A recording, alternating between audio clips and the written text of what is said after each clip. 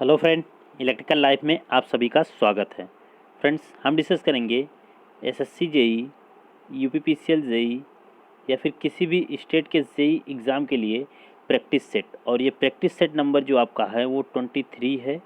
और इस practice set में आपको 40 प्लस क्वेश्चन मिलेंगे और हर एक क्वेश्चन का जो सॉल्यूशन होगा पूरे डिटेल में होगा। तो आप वीडियो में पूरा बने रहिए, आपको इससे एडवांटेज ज़रूर होगा। ठीक है, चलिए।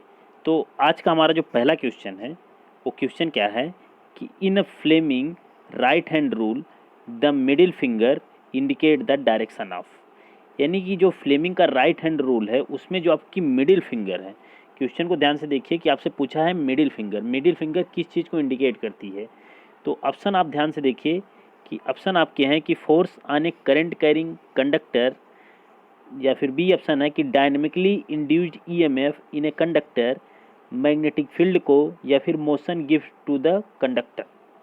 तो बताइए, जो राइट हैंड रूल है उसमें मिडिल फिंगर आपसे पूछ रहा है कि किसको मतलब शो करती है। तो एक चीज़ याद रखिए कि जो मिडिल फिंगर आपकी है वह शो करती है मतलब कि डायनेमिकली इंड्यूस्ड ईएमएफ। देखिए यहाँ पे एक चीज़ ये मतलब शो कर दिया गया है कि फ्लेमिंग का जो राइट हैंड रूल है बेसिकली ये यूज किसके लिए होगा, यूज होता है ये जनरेटर पर्पज़ के लिए। यानी जनरेटर में जो हम लोग यूज करते हैं वो होता है हमारा फ्लेमिंग राइट हैंड रूल। और जनरेटर में जो आपका इंड्यूस्ड ईएमएफ होता है वो डायनेमिकली इंड्यूस्ड ईएमएफ होता है। ठीक है, जनरेटर है चाहे मोटर है, उसमें जो मतलब कि वोल्टेज इंड्यूस्ड होगा वो क्या होगा, डायनेमिकली इंड्यूस्ड ईएमएफ होगा। अगर यहाँ पे लेफ्ट हैंड रूल होता तो लेफ्ट हैंड रूल जो होता है वो बेसिकली यूज करते हैं हम मोटर के लिए। ठीक है, मोटर के लिए यूज करते हैं। तो आपको याद रहना चाहिए कि राइट हैंड रूल जनरेटर के लिए होता है और लेफ्ट हैंड रूल जो होता है वो मोटर के लिए होता है। ठीक है, चलिए। तो मिडिल फिंगर आपको क्या शो कर रही है, तो मिडिल फिंगर आपको शो कर रही है डायनेमिकली इंड्यूस्ड ईएमएफ को। ठीक है, उसके बाद अब देखिए, आपको पता है कि राइट हैंड रूल है तो इसमें 3 उंगलियों को लेते हैं हम। ठीक है, फर्स्ट सेकंड और थर्ड 3 उंगलियां हमारी हैं। तीनों उंगलियों को हम 90 डिग्री पर रखते हैं एक दूसरे को मतलब 90 डिग्री पर होती है। तो आपको पता चल गया कि मिडिल फिंगर जो है वो तो डायनेमिकली इंड्यूस्ड ईएमएफ को शो कर रही है।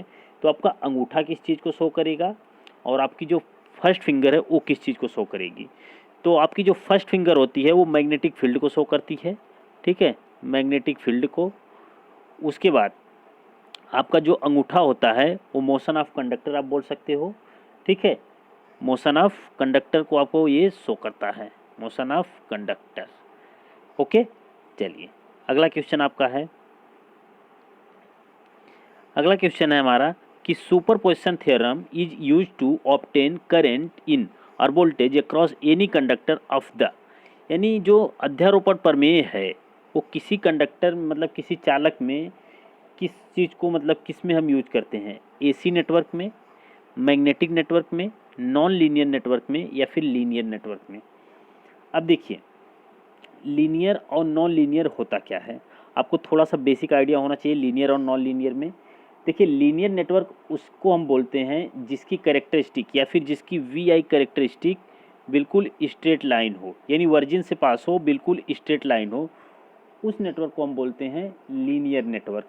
और लीनियर नेटवर्क लीनियर एलिमेंट से बनेगा और लीनियर एलिमेंट में आपका होता है आर, एल और सी। आर एल सी जो होते हैं ये लीनियर मतलब एलिमेंट होते हैं, इन्हीं को मिला के जो नेटवर्क बनता है वो हमारा लीनियर नेटवर्क कहलाता है। ठीक है, नॉन लीनियर नेटवर्क यानी जिसकी कैरेक्टरिस्टिक मतलब कि जैसे वर्जिन से पास हो लेकिन ऐसी हो। ठीक है, यानी कि स्ट्रेट लाइन ना हो तो, या फिर वी बाई आई का जो रेशियो हो कांस्टेंट ना हो, तो उसको हम बोलते हैं नॉन लीनियर नेटवर्क। और नॉन लीनियर नेटवर्क जो होता है हमारा नॉन लीनियर एलिमेंट से बनेगा, जैसे डायोड हो गया। ठीक है, डायोड, ट्रांजिस्टर, ये सब चीज़ें जो होती हैं यानी सेमीकंडक्टर डिवाइसेस जो होती हैं वो क्या होती हैं, नॉन लीनियर होती हैं। ठीक है, तो इससे आपको क्लियर हो गया कि लीनियर और नॉन लीनियर क्या होता है। अब देखिए, जब भी हम सुपरपोजिशन थ्योरम पढ़ते हैं तो सुपरपोजिशन थ्योरम कहती क्या है, आपकी एक चीज़ ध्यान से जानते रहिए कि सुपरपोजिशन थ्योरम का मतलब होता है कि जैसे किसी सर्किट में दो एक्टिव सोर्स लगे हुए हैं, दो सोर्सेस लगे हुए हैं, तो सबसे पहले हम करते क्या है सुपरपोजिशन थ्योरम में कि फर्स्ट सोर्स को क्या करते हैं, इसके कारण जिस ब्रांच में पूछा गया है उसमें हम करंट निकाल लेंगे, या फिर जहाँ पे पूछा गया वहाँ पे वोल्टेज हम निकाल लेते हैं, सिर्फ एक सोर्स के कारण। तो आपका क्वेश्चन होगा कि दूसरा सोर्स क्या करता है, दूसरे सोर्स को अगर वोल्टेज सोर्स है तो उसको हम कर देते हैं शॉर्ट, अगर करंट सोर्स है तो उसको हम कर देते हैं ओपन। ये चीज़ हम हमेशा करके चलते हैं दूसरे सोर्स के साथ। फिर दूसरा सोर्स जब हम एक्टिव करेंगे यानी कि उसको हम चालू करेंगे तो पहले सोर्स को हमें हटाना पड़ेगा, तो पहले सोर्स को हटाएंगे तो वोल्टेज सोर्स होगा तो शॉर्ट करेंगे, करंट सोर्स होगा तो ओपन कर देंगे। इतनी चीज़ें करेंगे, फिर दोनों सोर्स के कारण करंट निकालेंगे, फिर जिस ब्रांच में दोनों करंट जाएगी वहाँ मिलेगी, अगर दोनों एक ही दिशा में जा रही है तो जुड़ जाएगी, दोनों विपरीत दिशा में जा रही है तो माइनस हो जाएगा। कोई दिक्कत नहीं है ना। ये होता है सुपरपोजिशन थ्योरम। और सुपरपोजिशन थ्योरम जो होती है वो यूज होती है लीनियर नेटवर्क के लिए। किसके लिए? लीनियर नेटवर्क के लिए यूज होती है, ये आपको याद रखना है, ठीक है। चलिए अगला क्वेश्चन आपका है। अगला क्वेश्चन है कि instrument used for the comparison of different sources, यानी डिफरेंट सोर्सेस को कंपैरिजन करने के लिए हम लोग किसका इस्तेमाल करते हैं। हमारे पास डिफरेंट सोर्सेस का मतलब कंपैरिजन करना है तो हमें क्या चाहिए? फोटोमीटर, कैंडल मीटर, रेडियोमीटर या फिर बंसन मीटर। बहुत इंपॉर्टेंट क्वेश्चन है, ठीक है। इस चीज़ को आप याद रखिएगा कि डिफरेंट सोर्सेस को कंपैरिजन करने के लिए हम लोग यूज करते हैं बंसन मीटर को। किसको? बंसन मीटर का इस्तेमाल हम करते हैं। ओके, चलिए अगला क्वेश्चन है। अगला क्वेश्चन है कि zero adjustment become necessary in analog multimeter before measuring, यानी निम्नलिखित में से किसे मापने से पहले एनालॉग मल्टीमीटर में शून्य समायोजन आवश्यक होता है। किसे मेजर करने के लिए शून्य समायोजन आवश्यक होता है, आपको यही बताना है। अब देखिए क्या है, वाटेज यानी वाट, रेजिस्टेंस या फिर करंट या फिर वोल्टेज। अब किस चीज़ को आपको मेज़र करना है तो पहले जीरो करना पड़ेगा। देखिए तो मल्टीमीटर आपको पता है, क्योंकि बात की जा रही है यहाँ पे मल्टीमीटर की, तो मल्टीमीटर आपको पता है कि किस किस चीज़ को मेजर करता है, करंट को, वोल्टेज को और रेजिस्टेंस को, इस चीज़ को। अब आपको इसके द्वारा हर चीज़ें मेज़र करनी है, मतलब तीन चीज़ आप मेज़र कर सकते हो, ठीक है। इसको एवियोमीटर भी बोलते हैं, एक चीज़ याद रखना, मल्टीमीटर को एवियोमीटर भी बोला जाता है। तो मल्टीमीटर आपकी ये चीज़ें मेज़र करता है, तो इसमें किसको हमें जीरो करना नेसेसरी होता है, आपसे यही पूछा गया है, ठीक है। आवश्यक होता है किसको, तो वो आपका होता है रेजिस्टेंस। किस चीज़ को? रेजिस्टेंस। तो आपका करेक्ट आंसर जो होगा ऑप्शन नंबर बी हो जाएगा, ठीक है। तो आपको पता है कि रेजिस्टेंस जो है कि जैसे रेजिस्टेंस किसी सर्किट का मापना है तो उसको आप ओपन करके भी मेज़र कर सकते हो, उसको आप शॉर्ट करके भी मेज़र कर सकते हो, उसको नॉर्मल भी मेज़र कर सकते हो, ठीक है। तो इस कंडीशन में आपको ऐसे मेज़र करना पड़ता है रेजिस्टेंस को। तो इसके लिए हमें रेजिस्टेंस को हमेशा ज़ीरो करना आवश्यक हो जाता है। ओके, तो करेक्ट आंसर आपका जो होगा वो क्या होगा? रेजिस्टेंस होगा। चलिए अब देखते हैं हम अगला क्वेश्चन। अगला क्वेश्चन आपके सामने है कि in N RLC series circuit with constant voltage source but a frequency varying from 0 to infinite, the circuit is said to be an electrical resonance fan, यानी स्थिर वोल्टेज स्रोत लेकिन शून्य से अनंत वाली बदलती आवृत्ति के साथ RLC श्रेणी परिपथ में परिपथ को विद्युतीय अनुनाद में कहा जाता है। जब विद्युत को मतलब उसमें कहा जाता है, कब कहा जाता है? मान लीजिए आपकी फ्रीक्वेंसी 0 से लेके इन्फाइनाइट हो रही है, तो एक RLC सीरीज सर्किट है, उसको कब आप कहोगे कि यह रेजोनेंस की कंडीशन पर है? तो ऑप्शन आप ध्यान से देखिए। पहला है magnitude of XL is greater than XC and Z does not equal to R। B option क्या है? Magnitude of XL equal to XC and Z does not equal to R। क्या ये करेक्ट है? देखिए आप फिर बताइए कौन सा करेक्ट है। ऑप्शन नंबर सी देखिए क्या है। ऑप्शन नंबर सी आपका है कि magnitude of XL equal to XC and Z बराबर R। या फिर फोर्थ ऑप्शन आपका है कि XL is less than XC and Z does not equal to R। तो क्या करेक्ट होगा? क्या रेजोनेंस की कंडीशन आपको पता है? सीरीज सर्किट में रेजोनेंस की कंडीशन क्या होती है? तो आपको याद रखना है कि सीरीज सर्किट में रेजोनेंस की कंडीशन होती है कि XL बराबर हो जाएगा XC के और Z जो होगा बराबर होगा R के। ये कंडीशन आपको याद रखनी है जब होगा आपका सीरीज रेजोनेंस। तो सीरीज सर्किट में रेजोनेंस जब होगा तो उस कंडीशन में Z जो होता है वो R के बराबर होता है। इसका मतलब Z की वैल्यू जो होती है वो मिनिमम होती है। Z की वैल्यू क्या होती है? मिनिमम होती है। उसी कंडीशन से हम बोलते हैं कि I जो होता है सीरीज सर्किट में वो आपको मैक्सिमम मिलता है। I जो होता है सीरीज सर्किट में क्या मिलता है? मैक्सिमम मिलता है। ठीक है। अब एक चीज़ और, z आपको अगर नॉर्मली निकालना हो तो कैसे निकालते हैं? z हमें निकालना होता है तो हम निकालते हैं R square plus XL minus XC का होल स्क्वायर, जो बड़ा होता है उसी में से माइनस कर देते हैं। लेकिन जब रेजोनेंस की कंडीशन होती है तो एक्सएल बराबर हो जाता है एक्सी के, ये चीज़ क्लियर है। तो फिर ये चीज़ तो जीरो हो जाती है आपकी, ये चीज़ जीरो हो जाती है तो जेड बराबर अंडर रूट आर स्क्वायर का मतलब कि जेड बराबर आर, ये कंडीशन बन जाती है रेजोनेंस पे ऐसे। ठीक है, तो ये चीज़ आपको याद रखनी है। तो रेजोनेंस की कंडीशन आपको क्लियर हो गया। चलिए अब देखते हैं हम अगला क्वेश्चन। अगला क्वेश्चन आपका क्या है? अगला क्वेश्चन है कि moving iron type instrument are used for measurement of. तो मूविंग आयरन टाइप इंस्ट्रूमेंट जो होता है किसके मेजरमेंट के लिए इस्तेमाल किया जाता है? ऑप्शन क्या है आपका? Earth resistance, only alternating current and voltage, both alternating and direct current and voltage, and D option क्या है कि only direct current and voltage. अब देखिए मूविंग आयरन अब देखिए मूविंग आयरन टाइप इंस्ट्रूमेंट जो होता है वो दो तरह का होता है। एक होता है अट्रैक्शन टाइप, एक होता है अट्रैक्शन टाइप, एक होता है रिपल्सन टाइप, एक होता है रिपल्सन टाइप। ठीक है, अब ये जो अट्रैक्शन और रिपल्सन टाइप होते हैं मूविंग आयरन इंस्ट्रूमेंट, देखिए मूविंग आयरन इंस्ट्रूमेंट जो है यह आपका एसी तथा डीसी दोनों पर कार्य करता है। ठीक है, एसी तथा डीसी दोनों पर, क्योंकि आप इसमें जो मतलब डिफ्लेक्टिंग टॉर्क निकालेंगे तो वो आप देखेंगे कि टी डी प्रोपोर्शनल होगा आई स्क्वायर के, टी डी प्रोपोर्शनल होगा आई स्क्वायर के। अगर आई स्क्वायर के है तो जब भी कोई भी इंस्ट्रूमेंट उसका डिफ्लेक्टिंग टॉर्क या फिर आप कह सकते हो कि उसका डिफ्लेक्शन एंगल थीटा अगर प्रोपोर्शनल हुआ आई स्क्वायर के यानी स्क्वायर के है, तो वह इंस्ट्रूमेंट एसी पे भी काम करेगा एंड डीसी पे भी काम करेगा, दोनों पे काम करेगा।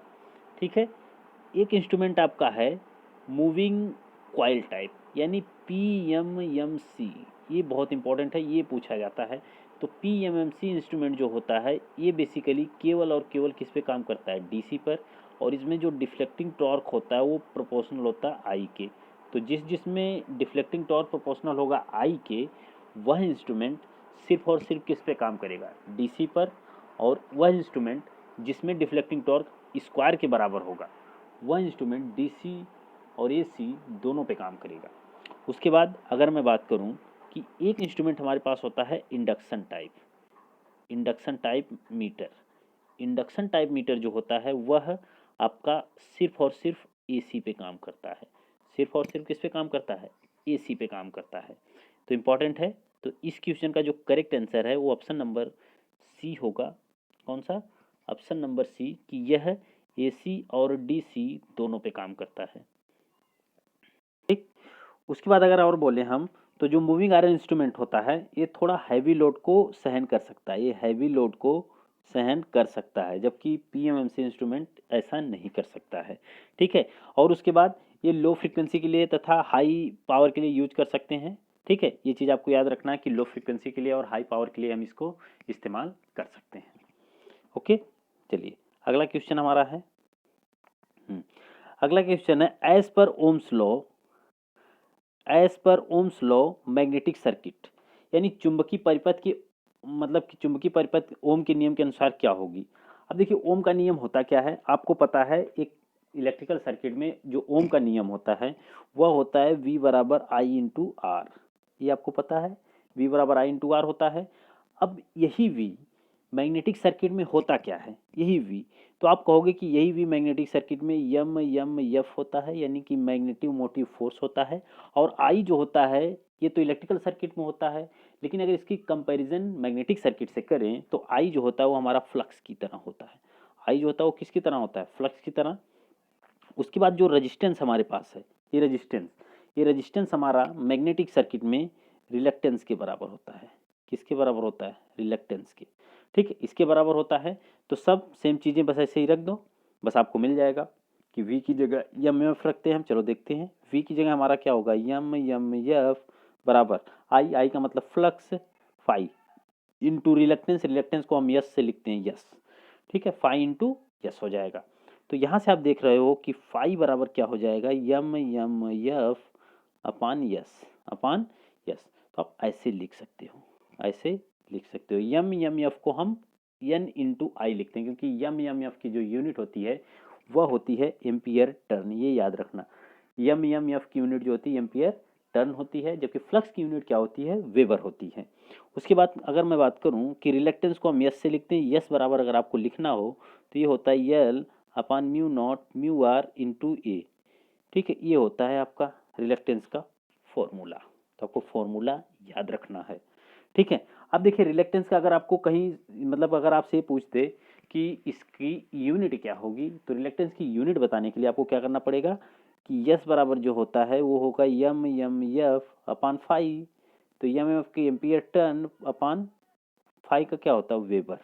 तो एम्पियर टर्न पर वेबर बोल सकते हो आप, एम्पियर टर्न पर वेबर बोल सकते हैं, किसकी यूनिट है, रिलक्टेंस की यूनिट है। ओके, चलिए अब देखते हैं अगला क्वेश्चन। अगला क्वेश्चन है कि in any electrical circuit the flow of electron constitutes, किसी विद्युत परिपथ में इलेक्ट्रॉनों का प्रवाह निर्धारित करता है। अब इलेक्ट्रॉनों का प्रवाह हो रहा है तो क्या चीजें आपको निर्धारित करेगा, magnetic charge, an electric current, an electric charge, an electromotive force, EMF जिसको बोलते हो आप। अब देखिए, अब क्वेश्चन क्या बोल रहा है कि किसी इलेक्ट्रिकल सर्किट में फ्लो ऑफ इलेक्ट्रॉन हो रहा है, इलेक्ट्रॉन का फ्लो हो रहा है। जब भी आपको पता है कि इलेक्ट्रॉन का फ्लो होता है तो इसका मतलब है कि करंट आपकी फ्लो होगी। ठीक है, इलेक्ट्रॉन का फ्लो होना मतलब करंट का फ्लो होना। ठीक है, तो इस क्वेश्चन का करेक्ट आंसर जो होगा ऑप्शन नंबर बी होगा, एन इलेक्ट्रिक करंट।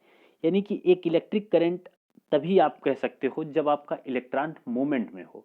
जब आपका इलेक्ट्रॉन स्थिर है तो फिर आप इलेक्ट्रिक करंट नहीं बोल सकते हो। ठीक है, तो इलेक्ट्रिक करंट के लिए जो फॉर्मूला हमारा यानी कि जो धारा होती है आई बराबर क्यू बाई टी होती है, यानी कि आवेश प्रवाह की दर को ही हम क्या बोलते हैं, करंट बोलते हैं। ठीक है, तो आवेश ये आई, तो इसका जो अगर यूनिट आपको लिखना हो तो आवेश का क्या होता है, कूलाम बटे सेकंड, यानी इसको आप बोल सकते हो कूलाम बटे सेकंड। जबकि कूलाम बटे सेकंड, जबकि जो करंट है इसकी यूनिट होती है एम्पियर, क्योंकि एम्पियर ने इसका एम्पियर सर्कुलर लॉ से हम इसको बताते हैं कि एम्पियर जो होती है करंट की यूनिट होती है। ओके, चलिए अब हम देखते हैं अगला क्वेश्चन। अगला क्वेश्चन है कि यदि ट्रांसमिशन लाइन की फेज वोल्टेज का मान मतलब का शीर्ष मान ईएम है तो परिपथ संपर्कों में री स्ट्राइकिंग वोल्टेज का उच्चतम मान क्या होगा। अब देखिए, यदि किसी ट्रांसमिशन लाइन का जो फेज वोल्टेज है उसकी वैल्यू आपको ईएम दे रखा है, यानी मैक्सिमम वोल्टेज दे रखा है, तो उसका री स्ट्राइकिंग वोल्टेज कितना होगा, उसका री स्ट्राइकिंग मैक्सिमम वोल्टेज यानी उच्चतम वोल्टेज कितना होगा, तो उसका री स्ट्राइकिंग उच्चतम वोल्टेज जो होगा वह आपका होगा 2 EM। ठीक है, ऑप्शन नंबर बी जो होगा करेक्ट होगा, 2 EM करेक्ट आंसर हो जाएगा। ओके, चलिए अब देखते हैं अगला क्वेश्चन। अगला क्वेश्चन आपके पास है कि एक घर है जिसमें कि 240 वोल्ट एसी सप्लाई, 5 फैन 60 वाट के लगे हैं एंड 5 ट्यूबलाइट 40 वाट की लगी हुई हैं और जो each are use for 5 hour, और सबके सब कितने आवर के लिए यूज हो रही हैं, 5 आवर के लिए डेली हो रही हैं। One refrigerator of 120 watt run for 10 hour, एक रेफ्रिजरेटर लगा हुआ है जो कि ये 120 वाट का है और 10 घंटे के लिए डेली चलता है। तो per day energy consumption of the house in kilo watt hour will be, तो घर की डेली की जो एनर्जी कंजम्पशन हो रही है वो कितना हो रहा है। ठीक है, तो देखिए इस क्वेश्चन को इसमें हिंदी में भी दिया है तो ध्यान से पढ़िए कि एक घर में 240 वोल्ट एसी सप्लाई के साथ 5 पंखे जिसमें प्रत्येक 60 वाट का है और 5 ट्यूबलाइटें जिसमें प्रत्येक 40 वाट की हैं का उपयोग प्रतिदिन 5 घंटे के लिए किया जाता है। 120 वाट का एक रेफ्रिजरेटर प्रतिदिन 10 घंटे के लिए चलता है। घर की प्रतिदिन ऊर्जा की खपत किलो वाट आवर में कितनी होगी। तो आपको एक चीज़ समझो ध्यान से कि किलो वाट आवर, अब देखिए इसमें क्या पता है आपको, 5 पंखा है 60 वाट का है, कितने घंटे चल रहा है, 5 पंखा 60 वाट का है, कितने घंटे के लिए चल रहा है, 5 घंटे के लिए डेली चल रहा है। तो आपको पता है कि एनर्जी कंजम्पशन ई बराबर जो होता है हम लिखते हैं V into I into T, लेकिन देखिए यहाँ पे तो वोल्टेज हमें कोई खास मतलब नहीं है क्योंकि कितना दिन भर में हम यूज करते हैं। ठीक है, वाट आवर आपसे पूछा जा रहा है तो वी इंटू आई जो है यही क्या है, वाट है, कितने वाट का है, 60 वाट का है। कितने वाट का है? 60 वाट का है। कितने घंटे के लिए, यानी कि ये टाइम कितना दे रखा है? 5। ठीक है। और कितने नंबर ऑफ आप यूज कर रहे हो, नंबर कितने हैं? तो 5 पंखे हैं। तो ई जो होगा वो कितना होगा? 5, यानी 5 नंबर हैं। वाट कितना है? 60 गुणे टाइम कितना है? 5। ठीक। तो 5 25, 25 छक्का आप मल्टीप्लाई करेंगे तो 1500 वाट आवर आएगा। 1500 वाट आवर आएगा। 1500 वाट आवर आएगा। ठीक है। ये 1500 वाट आवर आया है सिर्फ और सिर्फ पंखे का। उसके बाद ट्यूबलाइट का निकालेंगे तो 5 ट्यूबलाइट है, 40 वाट की ही है, 5 घंटे डेली चल रही है। तो ये ट्यूबलाइट की, चलो ई एल लिख देते हैं, ई टी ट्यूबलाइट के लिए। तो 5 ट्यूबलाइट है, 40 वाट की है, 5 घंटे डेली चलती है। तो 5 25, 25 चौक को 200, कितना हो जाएगा? 25 चौक को 100, मतलब 1000 वाट हो जाएगा। 1000 watt hour, 1000 watt hour. Hour क्यों लिख रहे हैं? क्योंकि देखो वाट, अभी हमने इसको किलोवाट में नहीं बदला है तो हम सिर्फ वाट लिख रहे हैं। आवर मैंने क्यों लिखा? क्योंकि 5 घंटे 5 आवर ये यूज हो रहा है। इतनी चीज हो गई। उसके बाद रेफ्रिजरेटर कितना है? रेफ्रिजरेटर ई आर हम रेफ्रिजरेटर के लिए लिखते हैं। तो ई आर हमारा है 120 वाट का, एक ही है। कितने घंटे चलता है? 10 घंटे चलता है। तो ये हो जाएगा 1200 वाट आवर। 1200 watt hour. अब टोटल कितनी हमारे पास एनर्जी हुई? टोटल कितनी हमारी ऊर्जा खपत हुई? 1201 हुआ वाट आवर, 1001 हुआ, 1501 हुआ। टोटल कितनी मिलके हमारे पास हुई? टोटल हम जोड़ेंगे तो टोटल ई टोटल बराबर, पहले 1500 था, 1500 वाट आवर, फिर उसके बाद 1000 वाट आवर, फिर 1200 वाट आवर। ठीक है। इनको जोड़ेंगे तो 3700 वाट आवर आएगा। 3700 वाट आवर। अब इसको किलोवाट में आपको बदलना है। तो किलोवाट में बदलना है तो हमेशा हम क्या करते हैं? किलोवाट में बदलने के लिए 1000 से डिवाइड कर देते हैं। 1000 से डिवाइड करेंगे तो हमें मिलेगा 3.7 किलोवाट आवर। 3.7 kilowatt hour. तो ऑप्शन नंबर ए जो है वो करेक्ट है। अब देखो, इसको हमने अपने से नहीं किलोवाट आवर में बदला है, क्योंकि क्वेश्चन में ही बोला है कि इसको किलोवाट आवर में आपको बताना है। तो ऑप्शन नंबर ए जो है ये करेक्ट है।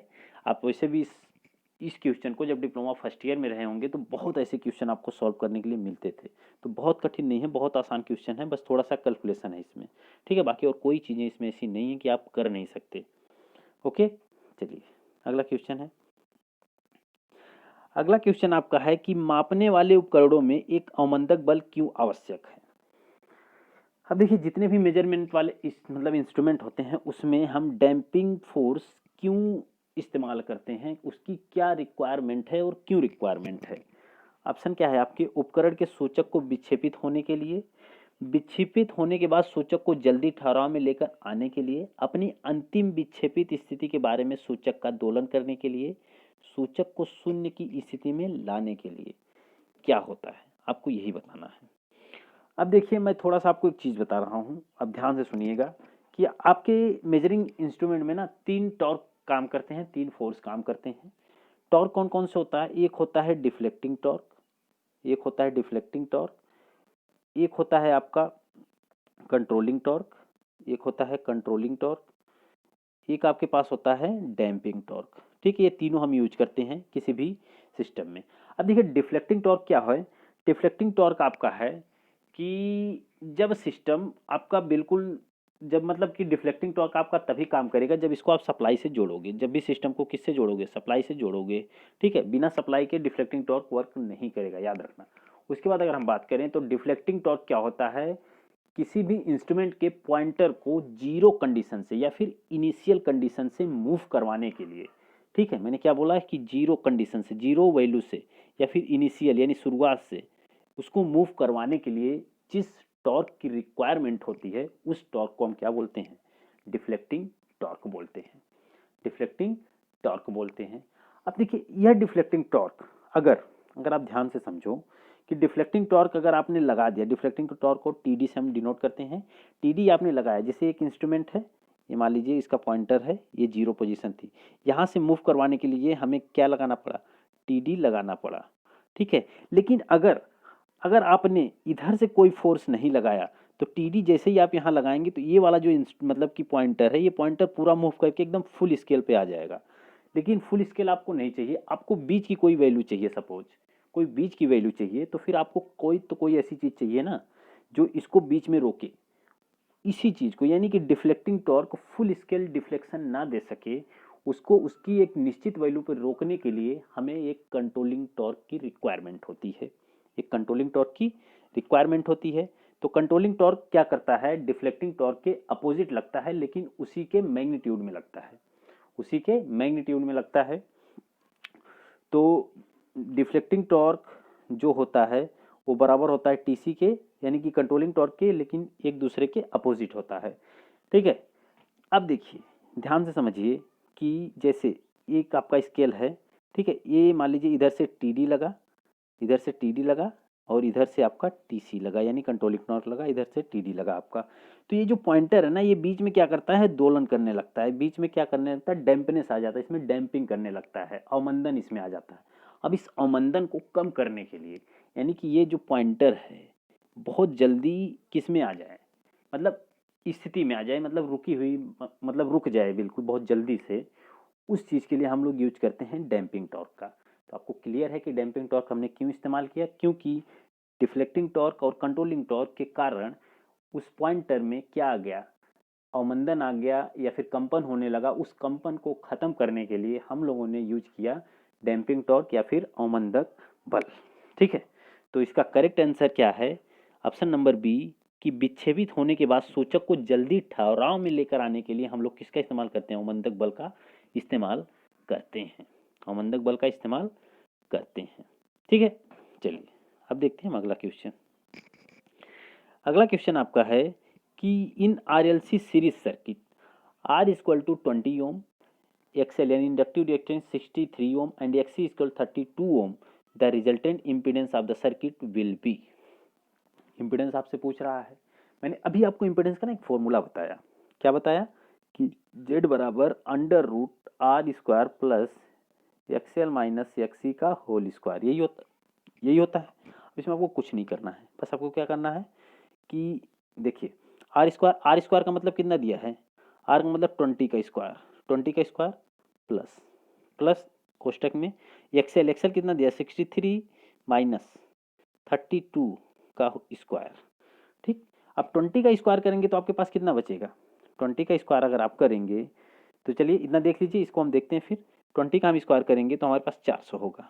ठीक है, जेड बराबर, तो ये होगा 400 प्लस 63 में से 32 आप निकालोगे तो कितना बचेगा, 3 में से 2 जाएगा तो आपके पास बचेगा 1, और 6 में से 3 जाएगा तो आपके पास बचेगा 3, कितना बचेगा 3। ठीक है, 3 में से इतना जाएगा 6 में से 3, तो 31 का स्क्वायर, 31 का स्क्वायर हम करेंगे तो हमारे पास 961 आएगा।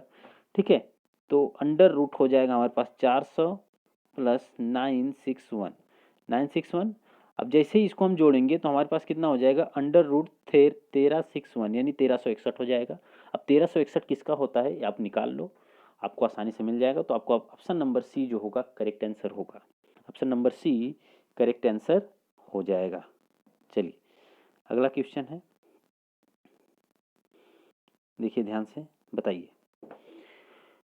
अगला क्वेश्चन आपका है कि the resistance R offered by a conductor varies.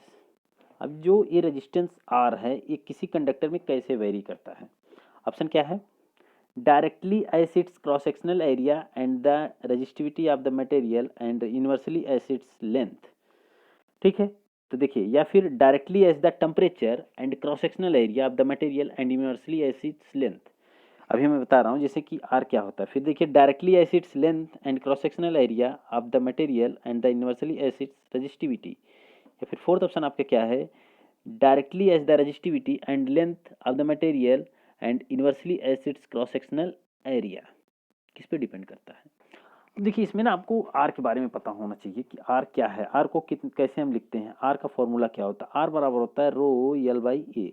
बस आपको अब इसमें कुछ नहीं है, बस इतना ही क्वेश्चन बोला है कि आर जो होता है वो कंडक्टर में वेरी कैसे करता है। तो आप कैसे वेरी करवाते हो, डायरेक्टली प्रोपोर्शनल होता है रेजिस्टिविटी के, इस क्वेश्चन के अकॉर्डिंग। ठीक है, जबकि रेजिस्टिविटी जो होती है वो किस पे डिपेंड करती है, मटेरियल के ऊपर कि आपने इसको किस मटेरियल का बनाया है। ठीक है, ये जो रेजिस्टिविटी है किस पे डिपेंड करती है, मटेरियल के ऊपर, या फिर दूसरी चीज़ होती है टेम्परेचर के ऊपर, ये टेम्परेचर के ऊपर डिपेंड करती है और किसी चीज़ पे डिपेंड नहीं करती। रेजिस्टिविटी हमेशा किसी एक मटेरियल के लिए सेम होगी, भले आप उसका रेजिस्टेंस बढ़ाओ, क्रॉस सेक्शनल एरिया बढ़ाओ, लेंथ बढ़ाओ, कुछ भी करो, लेकिन रेजिस्टिविटी चेंज नहीं होगी। अगर दो मटेरियल मतलब अलग अलग हैं तब भी रेजिस्टिविटी अलग होगी, अदरवाइज सेम मटेरियल हैं तो रेजिस्टिविटी चेंज नहीं होगी। उसके बाद जो आर है ये किस पे डायरेक्टली प्रोपोर्शनल है, तो आप देखोगे आर जो है वो डायरेक्टली प्रोपोर्शनल हो रहा है एल के। उसके बाद आर जो है वो डायरेक्टली मतलब इन्वर्सली प्रोपोर्शनल है 1/a के। आप इसके मतलब ऐसे देख सकते हो, ठीक है।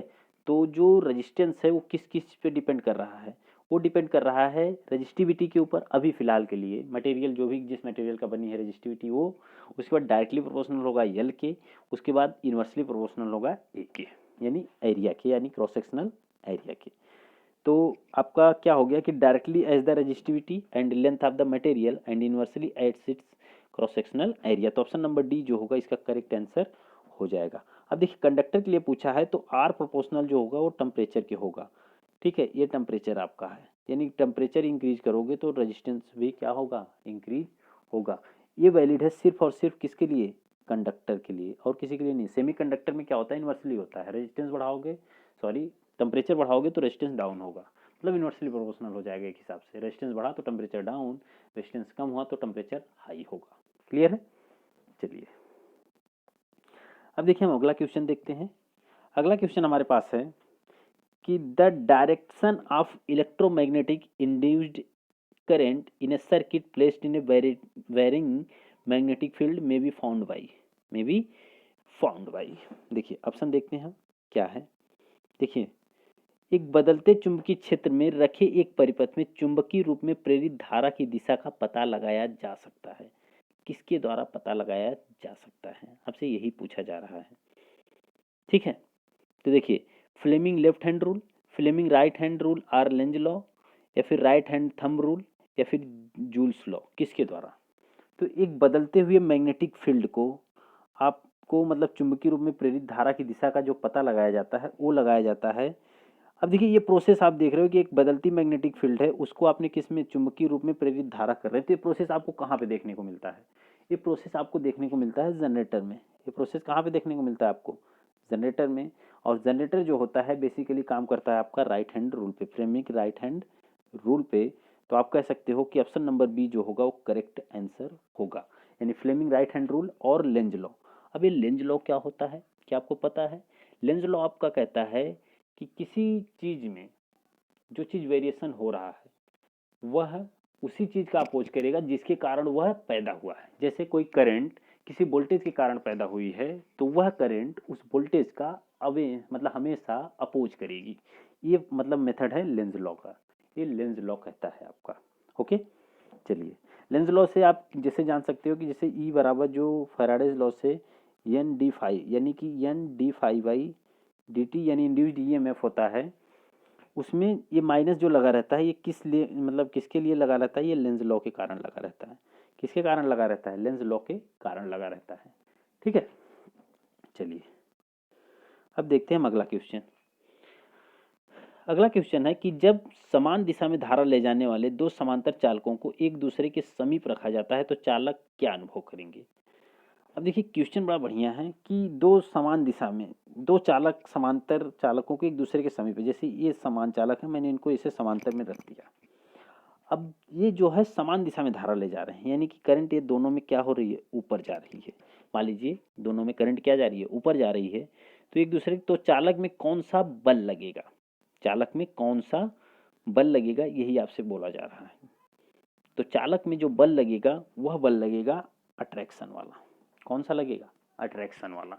आपसे याद रखना कि जब भी दो चालक हैं और उनमें करंट की डायरेक्शन सेम है तो उनके बीच में जो फोर्स लगेगा वह फोर्स लगेगा अट्रैक्शन वाला। अगर दो चालक हैं और उनमें करंट की डायरेक्शन मतलब कि विपरीत है, यानी कि एक दूसरे के अपोजिट है, तो उस कंडीशन में जो उन पे फोर्स लगेगा वो फोर्स लगेगा रिपल्सन फोर्स। कौन सा लगेगा, रिपल्सन फोर्स लगेगा। ओके चलिए अब देखते हैं करेक्ट है, मतलब कि इसके बाद नेक्स्ट क्वेश्चन क्या है। नेक्स्ट क्वेश्चन आपके पास है कि in an AC circuit the ammeter has shown reading of 5 ampere, the maximum value of the alternating current will be. यानी कि अगर एक एसी सर्किट है और एमीटर आपको क्या कर रहा है, शो कर रहा है 5 एम्पियर। एमीटर किस चीज़ को मेजर, करंट को, और वो 5 एम्पियर करंट को आपको शो कर रहा है। तो the maximum value of the alternating current will B, maximum current आपसे पूछ रहा है। अब एक चीज़ आपको समझना है कि जो एमीटर है वो मेजर किस चीज़ को करता है, कौन सी करंट को मेजर करता है। मेरे भाई जो एमीटर है वह मेजर करता है आरएमएस वैल्यू की करंट को, ठीक है। यानी कि जो ये 5 एम्पियर आपको शो कर रहा है, ये कौन सी वैल्यू है, ये आरएमएस वैल्यू की करंट है। और आरएमएस वैल्यू अगर है तो आपको पता है कि आरएमएस वैल्यू की करंट तथा मैक्सिमम वैल्यू की करंट में संबंध होता है कोई, और संबंध क्या होता है कि आई मैक्स बराबर √2 आई आरएमएस होता है। ये बहुत इंपॉर्टेंट है, ये फॉर्मूला आपको याद होना चाहिए, ठीक है। ये फॉर्मूला होता है, ये फॉर्मूला आपको याद होना चाहिए। अगर ये फॉर्मूला याद है, आपको पता है ये 5 एम्पियर क्या है, आरएमएस वैल्यू की करंट है, तो आपको कुछ नहीं करना है, बस आपको क्या करना, आई एम √2 गुणे 5 कर दो, 5 कर दो, बस निकल के आ जाएगा 7.07 एम्पियर। 0.7 मतलब कि 7.07 एम्पियर, जो कि ऑप्शन नंबर बी में आपको दिया हुआ है। करेक्ट आंसर क्या होगा, ऑप्शन नंबर बी। ओके, चलिए अब देखते हैं अगला क्वेश्चन। अगला क्वेश्चन हमारे पास है कि resistance welding can not be used for. Resistance welding किसके लिए प्रयोग नहीं की जा सकती है, तो बताइए। फेरस मटेरियल के लिए, डाइलेक्ट्रिक के लिए, एनी मेटल के लिए, नॉन फेरस मटेरियल के लिए, किसके लिए हम यूज नहीं कर सकते हैं। तो देखिए, तो हमारे पास जो डाइलेक्ट्रिक है, डाइलेक्ट्रिक के लिए हम लोग इसका इस्तेमाल नहीं कर सकते हैं, ठीक है। डाइलेक्ट्रिक के लिए हम लोग कैपेसिटेंस वेल्डिंग, जिसको आप बोलते हो डाइलेक्ट्रिक वेल्डिंग, का इस्तेमाल करते हैं, जिसमें कि कैपेसिटर का मेन रोल मतलब होता है। तो इसमें हम रेजिस्टेंस वेल्डिंग का इस्तेमाल नहीं कर सकते हैं, ठीक है। अगर हम बात करें कि रेजिस्टेंस वेल्डिंग का इस्तेमाल कहाँ करते हैं, तो रेजिस्टेंस वेल्डिंग का इस्तेमाल बेसिकली हम क्या करते हैं, मेटल में करते हैं, ठीक है, मेटल में करते हैं, ठीक है। प्रतिरोध वेल्डन के लिए जो आपको रिक्वायर्ड टेम्परेचर होता है वह उच्च प्रतिरोध तथा उच्च धारा द्वारा विकसित होता है। यानी कि जो हम रेजिस्टेंस वेल्डिंग में जो टेम्परेचर हमको चाहिए वो कैसे होगा, वो हाई करंट से होगा और हाई रेजिस्टेंस से होगा, ठीक है। तो इससे हम क्या करते हैं, पता करते हैं। और जो रेजिस्टेंस वेल्डिंग है ये बेसिकली हीटिंग इफेक्ट में जूल्स लॉ पे काम करता है, I²RT पर, I²RT पर काम करता है, ठीक है। चलिए अब देखते हैं अगला क्वेश्चन। अब देखिए अगला क्वेश्चन क्या है कि 4 लैंप हैं, ठीक है। 4 लैंप हैं जिसमें प्रत्येक 100 वाट का है, 240 वोल्ट की सप्लाई के साथ समांतर श्रेणी में जुड़े हुए हैं। सर्किट का समतुल्य प्रतिरोध है। 4 लैंप हैं जिसमें प्रत्येक 100 वाट का है, 4 लैंप है मैंने मान लिया, और चारों के चारों किसमें कनेक्ट हैं कि सप्लाई के साथ समांतर श्रेणी में जुड़े हुए हैं। समांतर श्रेणी में, देखो ऐसे क्वेश्चन बोला है कि समांतर श्रेणी में जुड़े हुए हैं, ठीक है, समांतर और श्रेणी में जुड़े हुए हैं, ठीक है। तो फिर समतुल्य प्रतिरोध होगा क्या, अब देखिए पी, अब देखिए जैसे कि 4 बल्ब मान लिया मैंने, ये 4 बल्ब हैं समांतर श्रेणी में जुड़े हुए हैं। समांतर श्रेणी में जुड़े होने का मतलब कि सप्लाई के साथ श्रेणी में जुड़े हुए हैं ये, ठीक है। ये चारों के चारों बल्ब ऐसे जुड़े हुए हैं, और चारों मतलब ये कितने का है, 100 वाट का है, तो 4 कितने के होंगे, 400 वाट का होंगे, 400 वाट के, सॉरी, P बराबर 400 वाट, ठीक है। अब देखो समांतर में जुड़े हुए हैं ये बल्ब, इसलिए मैंने डायरेक्टली इनको ऐड कर दिया। याद रखना, पावर जब भी आपको जोड़ना हो तो पैरेलल सर्किट होगी, पैरेलल सर्किट होगी, तो आप क्या करेंगे, डायरेक्टली इन 100 वाट को जोड़ देंगे। लेकिन सीरीज सर्किट होती तो आप फिर जो फॉर्मूला है ये वाला लगाते कि टोटल पी निकालने के लिए 1/P बराबर 1/P1 plus 1/P2 plus 1/P3, ये सीरीज सर्किट के लिए लगाते आप, ठीक है। ये सीरीज सर्किट के लिए होता है। लेकिन जब पैरेलल सर्किट की बात हो तो हम डायरेक्टली जोड़ देंगे। डायरेक्टली जब जोड़ेंगे तो 100 4 पार है तो 400 वाट हो जाएगा। अभी 400 वाट जो है ये किसके संग जुड़ा हुआ है, ये जुड़ा हुआ है 240 वाट के संग, 240 वाट के संग जुड़ा हुआ है। आपसे रजिस्टेंस ही तो पूछ रहा है। पी बराबर क्या होता है, पी बराबर होता है V²/R, V²/R, आर आपसे पूछ रहा है, आर बराबर हो जाएगा V²/P। पी आपको पता है, V² कितना है 240 गुणे 240 अपान पी का मान कितना है 400 वाट, 400 वाट। बस अब आपको बस कर लेना है कि 2 जीरो से 2 जीरो कैंसिल हो जाएगा, 4 छक 24, 6 हो जाएगा, 6 चौक 4, 6 दूनी 12, 6 चौक 24 के 4, 6 दूनी 12, 12 दो 14, 144 आ रहा है। कितना आ रहा है 144 ओम। तो 144 ओम दिया है ऑप्शन में, ऑप्शन में 144 ओम दिया है, नहीं दिया है 192 ओम दिया है। मुझे लगता है कि यही आपका करेक्ट आंसर होगा, क्योंकि वैसे तो आना चाहिए 144 ओम, लेकिन दिया नहीं है तो आपका 192 ओम मतलब अप्रॉक्स लग रहा है कि ऐसे होना चाहिए। तो एक करेक्ट आपका होगा ऑप्शन नंबर बी, ठीक है। बाकी अगर कोई क्वेश्चन में अगर आपको मिस्टेक लग रहा है तो प्लीज़ यार जरूर कमेंट सेक्शन में आप बताइए, कोई दिक्कत नहीं है, ठीक है। चलिए बताइए अगला क्वेश्चन क्या है कि ये charge of 5 microcoulomb passes through a circuit element during a particular interval of time that in a 10 milli per second duration determine the average current in the circuit element during the interval of time. अब देखिए question आपसे क्या पूछ रहा है, question आपसे पूछ रहा है कि ये एक चार्ज है 5 माइक्रोकुलम का, ठीक है, किसी सर्किट से कितने टाइम में पास हो रहा है, 10 मिली पर सेकेंड में पास हो रहा है, 10 मिली पर सेकेंड में पास हो रहा है। तो आपको करंट बताना है उस ड्यूरेशन में जिसमें आपका वो पास हो रहा है। तो करंट का फॉर्मूला आप डायरेक्टली अगर जानते हो तो आई बराबर क्या होता है, Q by T, Q by T होता है। चलो क्यू क्या दिया है, क्यू आपका दिया है 5 माइक्रोकुलम, 5 माइक्रो। अब देखिए माइक्रोकुलम का मतलब क्या होता है, ध्यान से समझिए कि माइक्रोकुलम का मतलब क्या है कि 10⁻⁶ हो जाएगा। क्लियर है इतनी चीज। तो आई बराबर 5 गुणे 10⁻⁶ अपान 10, अब टी कितना दिया, 10 मिली सेकेंड, 10 मिली पर सेकेंड दिया है, ठीक है। तो 10 मिली का मतलब 10⁻⁻3, ये कैंसिल हो जाएगा, 5 दूनी 10 हो जाएगा, ठीक है। तो कितना हो जाएगा 0 पॉइंट, अब देखिए कितना है ये 10⁻³ होगा, 10⁻³ अपान 2 अपान 2। तो इसको आप ऐसे लिख सकते हो 1/2 मिली एम्पियर, ऐसे लिख सकते हो 1/2 मिली एम्पियर। 1/2 मिली एम्पियर लिख सकते हैं, तो अगर 1/2 नहीं दिया है तो फिर 0.5 मिली एम्पियर आप करेक्ट आंसर कर सकते हैं, 0.5 मिली एम्पियर करेक्ट आंसर हो जाएगा। क्लियर है। चलिए अब देखते हैं अगला क्वेश्चन। अगला क्वेश्चन बताइए कि the total charge that has inter A circuit element is Q 0.501 minus e power minus t when t is greater than equal to 0 and q2 बराबर 0, qt बराबर 0 where t is greater than 0 determine the current in the circuit element for t is greater than is equal to 0। अब देखिए क्या है कि ये आपका मतलब कि क्वेश्चन है स्विचिंग का, ठीक है, जिसमें हम ट्रांजिएंट, जिसको आप बोल सकते हो ट्रांजिएंट कंडीशन में ये सब प्रोसेस होता है। तो ट्रांजिएंट कंडीशन में आपको ये बताना है। अगर आप ध्यान से देखिए तो आवेश आपको कितना दिया है, क्यू दिया है 0.501 माइनस ई पावर माइनस टी, ये आपको दिया है। अब हमें क्या करना है, हमें आई बताना है। क्लियर है, हमें क्या बताना, आई बताना है। तो आपको पता है कि आई बराबर जो होता है वो होता है D Q by D T, D Q by D T. तो आई आपको पता है, क्या आई पता है, आई नहीं पता है हमको। चलिए हमें से आई तो ही पूछ रहा है, आई ऑफ टी क्या हो जाएगा डी क्यू। तो डी क्यू की जगह पे कितना दिया है 0.50, तो हम करेंगे 0.50 1 माइनस ई पावर माइनस 5t, ये होगा अपान डी टी, अपान डी टी। अब देखिए ये अवकलन बन गया। अब इसका क्या कर दीजिए आप, अवकलन कर दीजिए। अब जैसे ही इसका अवकलन करेंगे ना, तो देखिए जैसे ही अवकलन करेंगे तो 0.50 जो है ये तो एक नंबर है, नंबर क्या होता है अवकलन होता नहीं है, तो ये तो हो जाएगा बाहर, इसको हमने बाहर कर लिया।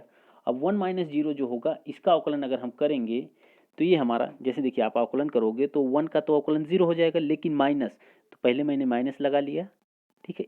ई के पावर माइनस टी है, तो ई के पावर माइनस टी का मतलब क्या है कि गुणे ई पावर माइनस 5t, ई पावर माइनस 5t इंटू फिर डी अपान डी टी माइनस 5t, ऐसे होता है ना अवकलन माइनस 5t, ठीक है। तो फिर बराबर हो जाएगा, देखिए एक माइनस यहाँ है, एक माइनस यहाँ है, तो ये बाहर होगा तो ये प्लस हो जाएगा, तो 0.50 ये 5t है तो बाहर होगा तो 5 होगा, तो कितना हो जाएगा गुणे 5 गुणे ई पावर माइनस 5t, ये हो जाएगा। बस अब आपको कुछ नहीं करना, इसका मल्टीप्लाई कर दो, मल्टीप्लाई जैसे ही करोगे तो आपका आएगा 2.5 e power minus 5t power minus 5t हो जाएगा। क्लियर। तो ये जो दिया है ये आपका ऑप्शन नंबर सी में दिया हुआ है, ऑप्शन नंबर सी में दिया हुआ है। ओके चलिए अब देखते हैं अगला क्वेश्चन। अगला क्वेश्चन देखिए, ठीक। तो देखिए अगला क्वेश्चन क्या है कि ये current source I T equal to 1.25 cos 5t minus 15 degree, ये driving load 12 angle 53 degree ohm, what is the value of the complex power delivered by the source to the load. अब complex power आपसे पूछ रहा है, अब इसमें आपको क्या क्या चीज़ें दी हुई है, इसमें आपको दिया है करंट और उसके बाद आपको इम्पिडेंस दिया हुआ है, दोनों चीज़। अब इससे पूछ रहा है कि आपको बताना है कि कॉम्प्लेक्स पावर कितनी होगी। तो देखिए कॉम्प्लेक्स पावर निकालने के लिए सबसे पहले ये जो आई दिया है, जैसे हम कहीं भी लिखते हैं तो आई बराबर लिखते हैं, आई बराबर आई एम कॉस लिखेंगे, कॉस थीटा, या फिर I am sine theta, I am sine theta लिखते हैं। तो बेसिकली ये जो 1.25 वैल्यू दी हुई है ये आपका दिया हुआ है मैक्सिमम वैल्यू। लेकिन जब भी हम कॉम्प्लेक्स पावर निकालेंगे तो कॉम्प्लेक्स पावर पी बराबर जो होता है वी आर एम एस होता है into I R M S होता है, ठीक है, कॉम्प्लेक्स पावर। और जब भी कॉम्प्लेक्स पावर किसी एसी सर्किट में निकालते हैं तो उसमें ये आई का जो होता है कंजुगेट होता है, आई का कंजुगेट होता है, यानी कि जो एंगल आपको पॉजिटिव दिया रहेगा उसे आप निगेटिव में लिखते हो, ठीक है, जब भी हम एसी सर्किट में कॉम्प्लेक्स पावर को निकालते हैं। ओके, चलिए ये तो बात हो गई आपकी इसकी। तो यहाँ पे आपको आरएमएस वैल्यू, पहले ये जो आईएम दिया है ये मैक्सिमम वैल्यू दी हुई है, तो इसको आप आरएमएस में निकालो। अगर आरएमएस में देखो एसी सर्किट है तो एंगल भी दिया होगा, एंगल आपको दिया है -15 अंश। अब एंगल किससे दिया होगा, ये वोल्टेज से दिया होगा, वोल्टेज आपको नहीं पता, वोल्टेज जीरो पे होगा, वोल्टेज जीरो पे है, उससे -50 डिग्री आपकी करंट जो है वो क्या कर रही है, पीछे चल रही है, माइनस में है, ठीक है। तो आईटी आपको जो मतलब करंट का मैक्सिमम वैल्यू दिया है 1.25 दिया है, इसको आपको कन्वर्ट करना है आरएमएस वैल्यू में। तो आई आरएमएस आप लिखोगे 1.25 अपान √2, एंगल कितना दिया है, -15 दिया हुआ है, ठीक है, एंगल आपको -15 दिया हुआ है, इतनी चीज़ें आप लिख दोगे। तो जैसे जैसे आप इसको मतलब कि ये तो आपको मिल गया क्या, आई आर एम एस मिल गया, जेड का मान आपको दे रखा है पहले ही कि ये ड्राइविंग लोड। अब लोड क्या लगा हुआ है, लोड मतलब क्या है, जो लोड आपके पास है वो इम्पिडेंस है, इम्पिडेंस क्या है 12, एंगल कितना दिया है 53 डिग्री दिया हुआ है। तो आपको पता है कि V बराबर जो होता है वो आई इंटू जेड होता है, ठीक है, क्योंकि आपको कॉम्प्लेक्स पावर तभी बता सकते हो जब आपको V पता हो, जब V नहीं पता है तो आप कैसे बताओगे, ठीक है। तो V निकालने के लिए I इंटू जेड करेंगे, I का मान आपको 1.25 अपान √2, एंगल कितना दिया -15, ठीक है। चलिए अब हम लिखते हैं, तो ये देखेंगे तो I आपके दिया है 1.25 अपान √2, एंगल कितना है -15, गुड़े z का मान कितना दिया है, z का मान दिया है 12 और एंगल दिया है 53, एंगल 53 दिया है। बस अब इसको मल्टीप्लाई करिए, जैसे ही आप इसको मल्टीप्लाई करेंगे ना, देखिए ध्यान से आप मल्टीप्लाई करेंगे तो आपके सामने जो बन के आएगा वो आपका निकल के आएगा। देखिए अब एक चीज़ और, यहाँ से एंगल के बारे में थोड़ा ध्यान से जानिए कि ये चीज़ आप देख लिए। चलिए एंगल के बारे में थोड़ा सा बता देते हैं कि जैसे ये -15 है गुड़े ये 53 है, तो हमेशा जब भी गुणा करते हैं ऐसे कंडीशन में तो एंगल जो होता है वो ऐड होता है, एंगल क्या होता है, ऐड होता है, ठीक है, ऐड होता है। और उसके बाद जब भी ये -15 और अपान ये 53 होता तो फिर यह एंगल आपका जो होगा वो क्या होगा, माइनस होगा, क्योंकि 53 को आप जब ऊपर ले जाओगे तो 53 से 15 घटेगा, ठीक है, 15 घटाओ चाहे -15 से 53 घटेगा, ठीक है, मतलब ऊपर वाले से नीचे वाला घट जाएगा। इस कंडीशन में ये दोनों ऐड होगा। तो जैसे ही जब हमने वो लिखा था तो उसमें मल्टीप्लाई था, तो उसमें जो v निकल के आएगा आपका 1.25 6√2, एंगल जो बनेगा वो बनेगा आपका 28 डिग्री, क्योंकि मैंने 53 और -15, ठीक है, 53 जो था और वो 15 से जैसे ही माइनस करेंगे तो आपके पास वो आ जाएगा, ठीक है। अच्छा 53 से 15 जब माइनस करेंगे तो 38 आएगा, ठीक है, कितना आएगा 38 आएगा। क्लियर है इतनी चीज़। चलिए अब हम क्या करते हैं, लगाते हैं इसको, ये v का मान मिल गया तो p बराबर जो होता है v R M S into I R M S, I का कंजुगेट हम लिखेंगे, कंजुगेट का मतलब जो एंगल रहेगा उसको प्लस है तो माइनस करेंगे, माइनस है तो प्लस कर देंगे, ठीक है। चलिए आई v का मान कितना मिला है 1.25 6 गुड़े मतलब कि गुड़े 6√2, एंगल 38, एंगल कितना मिला है 38, गुड़े गुड़े कितना है, गुड़े आई कितना है, आई आपको मिला था 1.25 एंगल -15 था तो इसको हम +15 कर देंगे, इससे हम कितना करेंगे +15। अब देखिए एंगल 38 और ये 15 दोनों क्या होंगे, ऐड होंगे, दोनों के दोनों क्या होंगे, ऐड होंगे। तो ऐड होने के बाद ये फिर से 53 हो जाएगा। अब इसका मल्टीप्लाई करेंगे 1.25 इंटू 1.25, जैसे ही इनका सबका मल्टीप्लाई करेंगे ना तो आप करना, कैलकुलेटर उठाओ, तुरंत मारो मल्टीप्लाई। तो मल्टीप्लाई जैसे ही मारेंगे ना तो आपका आंसर जो निकल के आएगा ऑप्शन नंबर सी निकल के आएगा। अब देखो इस क्वेश्चन में क्या था कि करना कुछ नहीं है, बस आपको चीज़ें जानना है कि आपको जो कॉम्प्लेक्स पावर निकालना वो V इंटू आई होता है, ये आरएमएस वैल्यू की होती है। तो आई यहाँ पे आपको जो दिया है वो क्या दिया है, मैक्सिमम वैल्यू का दिया है, इसे आरएमएस में कन्वर्ट करेंगे। आरएमएस में कन्वर्ट करने के बाद वी आरएमएस जब हम निकालेंगे तो इसको आई इंटू जेड से निकालेंगे, और जेड की वैल्यू जो दिया है 12 और एंगल 53 दिया है। तो इसके हिसाब से हम फिर v का मान निकालेंगे। v का मान निकालने के बाद जो कॉम्प्लेक्स पावर निकालेंगे v इंटू आई, इसका कंजुगेट कर देंगे। इसका क्या कर देंगे, कंजुगेट कर देंगे, और आप आसानी से निकाल लोगे। तो कॉम्प्लेक्स पावर v इंटू मतलब एम्पियर में निकल जाएगी, वोल्ट एम्पियर में। ठीक है। अच्छा एक चीज़ और, कॉम्प्लेक्स पावर दिया है और वाट में दिया। एक चीज़ और देखना ध्यान से कि ऑप्शन नंबर सी और ऑप्शन नंबर डी, ध्यान से देखना, कंफ्यूजन यहाँ पे गलती कर सकते हो आप। गलती क्या कर सकते हो कि यहाँ पे वाट दिया है, यहाँ पे वोल्ट एम्पियर दिया है। आपको पता है कि कॉम्प्लेक्स पावर का जो यूनिट होती है वो वोल्ट एम्पियर होती है, ना कि वाट होती है। तो कहीं देखो इस क्वेश्चन में गलती क्या कर सकते थे बच्चे, करने को मान लो मेहनत से आपने लगा लिया, मेहनत से लगा लिया और आपका आंसर भी आ गया, आंसर आपने ए मार के चले आए। एक छोटी सी मिस्टेक, आपको पता है कि कॉम्प्लेक्स पावर का आपने ध्यान नहीं दिया कि कॉम्प्लेक्स पावर का जो यूनिट है वो क्या होती है, कि वोल्ट एम्पियर है। तो आप गलती से ए मार के चले आओगे और ये पूरे की पूरी मेहनत आपकी डांड हो जाएगी, पूरी की पूरी मेहनत खराब हो जाएगी। इसलिए ध्यान रहे, एक एक चीज़ को आप देखिए कि कौन सा करेक्ट होगा। तो ऑप्शन नंबर डी जो होगा वो करेक्ट आंसर हो जाएगा। ठीक, चलिए अब देखते हैं अगला क्वेश्चन। अगला है कि 2 microfarad capacitor are connected in parallel, what is the equivalent capacitance value. बहुत आसान क्वेश्चन है। दो कैपेसिटर है 10 माइक्रोफैरड का है, और ये दोनों कैसे कनेक्ट है, पैरेलल में। तो पैरेलल में कैपेसिटेंस का जो इक्विवेलेंट होता है सी बराबर वो C1 प्लस C2 होता है।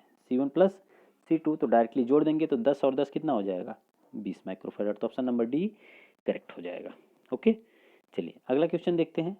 अगला है कि the current rating of a 5 kilo ohm 5 kilo ohm 1/2 half watt resistor is, यानी आपसे रजिस्टर पूछ रहा आई बराबर जो होता है वी स्क्वायर बटे पी होता है, ये तो आपको पता है। आर बराबर सॉरी ठीक है, आर बराबर जो होता है वी स्क्वायर बटे पी होता है। वी स्क्वायर की वैल्यू क्या है, अच्छा यहाँ पे आपसे पूछा क्या है, करंट रेटिंग पूछा है, करंट पूछा है ना। तो करंट रेटिंग बताने के लिए पी बराबर जो होता है वी इंटू आई, या फिर हम कहें तो पी बराबर जो होता है आई स्क्वायर आर होता है। तो आई स्क्वायर आपसे पूछ रहा है, तो आई स्क्वायर बराबर पी बटे आर। पी की वैल्यू कितना दिया है, पी की वैल्यू दिया है 1/2 अपान आर, आर का कितना दिया है 5 किलो ओम। ठीक है, 5 किलो ओम दिया हुआ है। तो आपको कुछ करना है, चलिए देखते हैं। 5 दूनी 10 हो जाएगा। ठीक है, तो आई बराबर हो जाएगा, आई स्क्वायर बराबर 1/5 दूनी 10 किलो एम्पियर। ठीक है, अब किलो एम्पियर का मतलब कि 10 की घात पे 3, 10 की घात पे 3 हो जाएगा।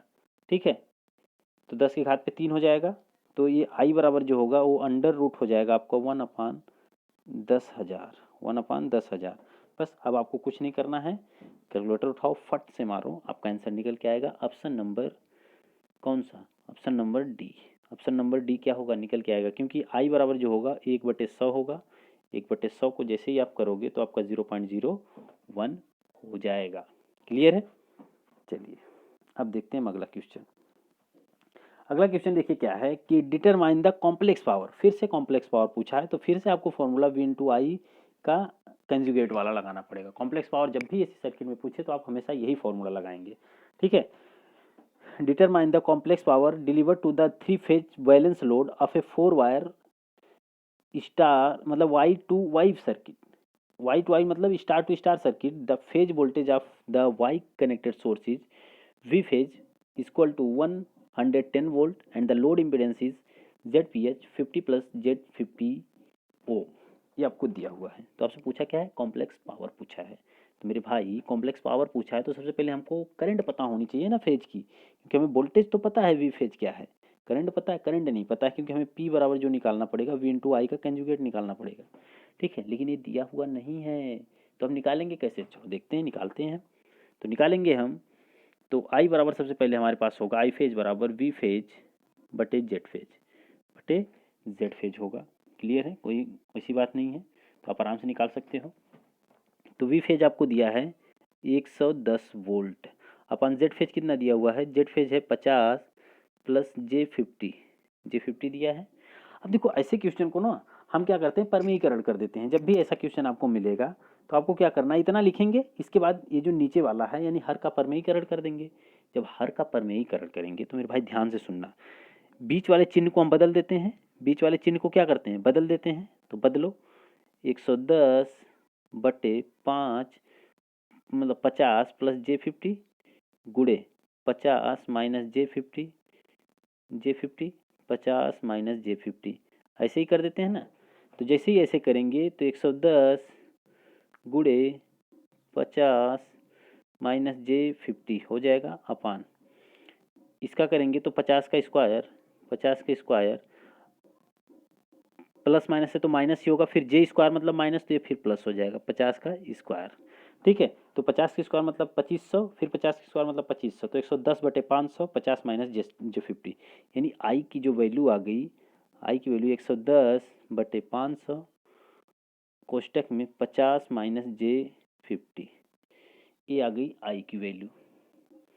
अब ये 3 फेज है, तो 3 फेज में कॉम्प्लेक्स पावर निकालनी है, तो P बराबर जो होगा वो 3V फेज आई फेज का क्या होगा, कंजुगेट होगा, आई फेज का कंजुगेट हो जाएगा। तो आई का कंजुगेट करेंगे तो मेरे भाई सिंपल से जान जाओ कि आई का कंजुगेट जब ऐसे निकालेंगे यहीं से तो ये प्लस हो जाएगा, बस इतना ही कर लो, आपको और कुछ नहीं करना है, ये बस डायरेक्ट क्या हो जाएगा, प्लस हो जाएगा।